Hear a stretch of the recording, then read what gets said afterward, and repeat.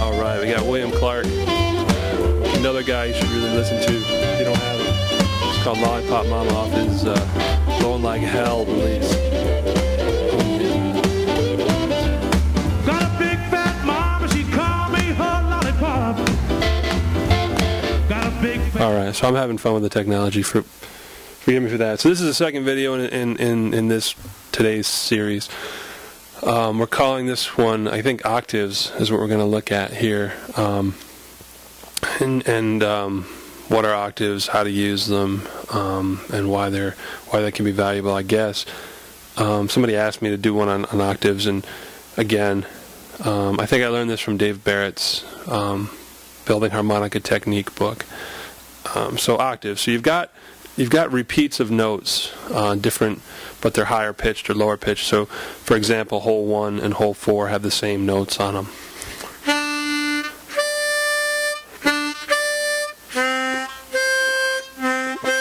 So if you can somehow play those two notes together, you can play two of the same notes an octave off and get double, twice as much for your money. So if I play an octave, it's bigger and it's louder, and I think that's one of the keys, is that we play a small instrument. Okay, we play another C harp. We play a little tiny instrument that's really not that loud, and so I think what developed was people tried to figure out as many ways as they could, especially blues guys when they're playing with electric instruments, to get as big of a sound. Even acoustically, you want as big a sound as possible. So holes 1, hole 4. Play them together. So what am I doing here? This is kind of where you can't do this without tongue blocking. At least I haven't seen anybody. Maybe there's somebody to put your lip up there. But if we look at, okay, I've got a monitor here, folks. If you look at the harmonica, you'll see you've got holes, 10 holes, obviously, right? And you've got posts.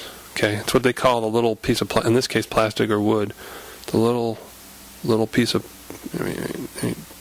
there, okay, post, okay. So the easiest way that I found to learn how to play octaves was to use my tongue, okay, and to feel for a post. So stick your tongue, put your harmonica in your mouth, and stick your tongue on there, and you'll feel, you can stick your tongue in a hole, okay, or you can stick your tongue on a post, see, it doesn't go in anywhere. And if you stick your tongue on the post, this, you can selectively block out, it flattens out a little bit and it sticks in and it blocks the air from going into the holes in the middle. So if I want to play hole 1, oh boy, this is backwards, hole 1 and hole 4, I need to block out holes 2 and 3. If I stick my tongue on the post between holes 2 and 3, I should be able to, without much difficulty, maybe I have a big tongue, I don't know, get those to sound. And so another trick that I found when you're first learning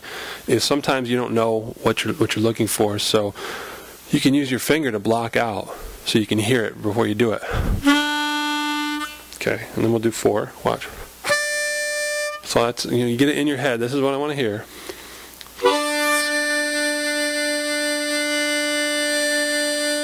Tongue is mashed against the post, okay, and you can do it, and then in this case the notes are the same on the blow and the draw.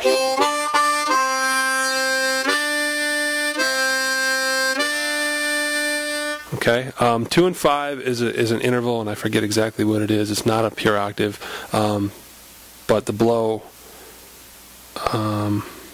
I forget what that is. 3 and 6 also make one, and then there's octaves up the harp.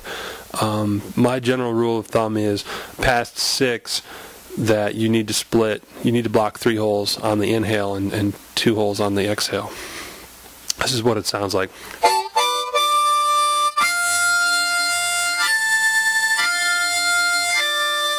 Those are the inhale ones, and actually, so to get those octaves, it's the same idea, but you actually stick your tongue in a hole, or you feel for the hole, is how I remember. And then on the exhale, on those high notes, you want to blow, and only block 2, so look for the post again. So I'll do breathe in, breathe out.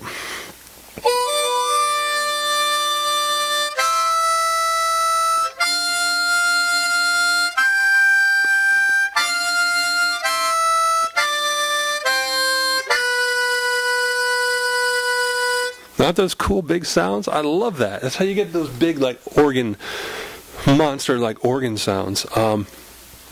So that's how I do octaves, and you just practice moving between them. So instead of moving from note to note, you can move from octave to octave. So, as I think about it with my tongue, from post to post, or from big hole on the upper end, blocking out 3 notes, excuse me, in the inhale, and blocking out 2 on the inhale. So when I go through it, I think about whether I'm going into block 2 or block 3.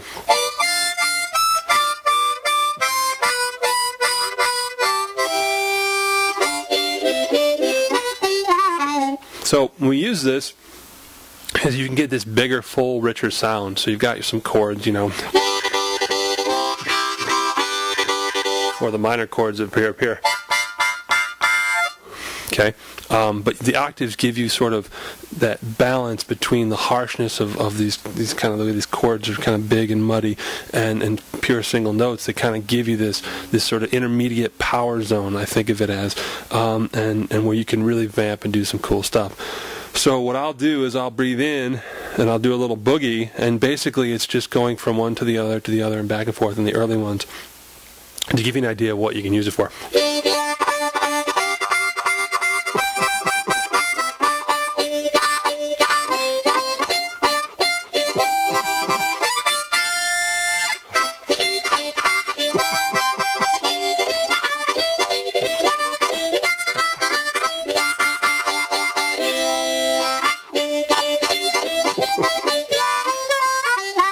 Okay, and then when you're using an amplifier, and this is my crude setup because I can't put my amplifier in my apartment, you can, hopefully this will work, you can lay on and get a bigger sound. So it's like how can we make this little thing sound more bad? Okay, so let me see if I can do that again.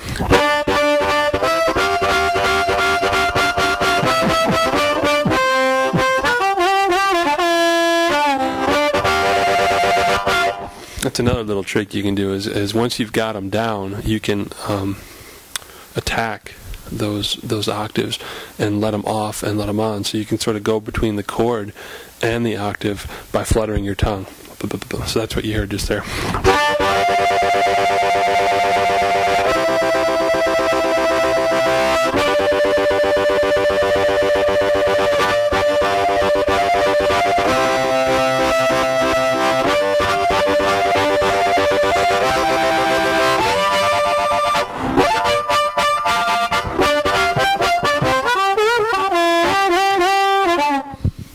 Okay, so that's all I got for octaves. Think about those posts and those holes. Get your tongue and practice it, and just you know what it sounds like, you know what it feels like, and you just have to practice it and do it. So there's my octave spiel. Let's let Bill take us out, and we'll try to do a song breakdown next. So thank you guys for watching again. Come back, Bill. Oh, it stopped. All right, well, maybe next time we'll get the music together. Thank you, guys.